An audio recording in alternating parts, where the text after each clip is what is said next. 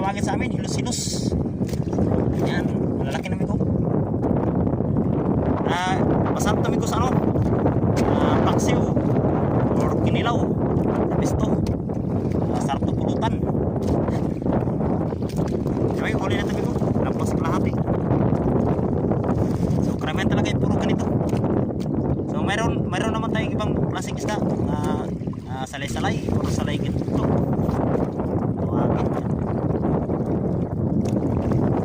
Saka may mga hasa rin naman, kaya kakunti lang yung bilog na hasa.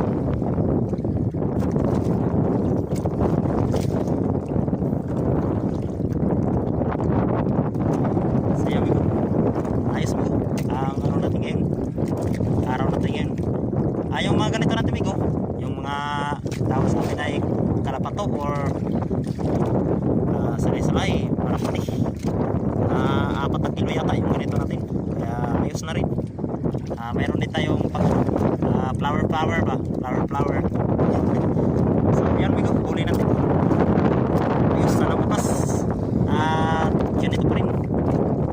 Sugit naman yung ating pagod sa lakot maghanap buhay. Ay, diba? Uy, sabi ko, bigyan natin yung mamaya yung magit para sa loob. Siyempre, magandang hapon sa ating mga subscribers dyan, sa mga viewers, pati rin po sa mga silent viewers. Magandang hapon po. Maraming salamat po sa mga nag-subscribe.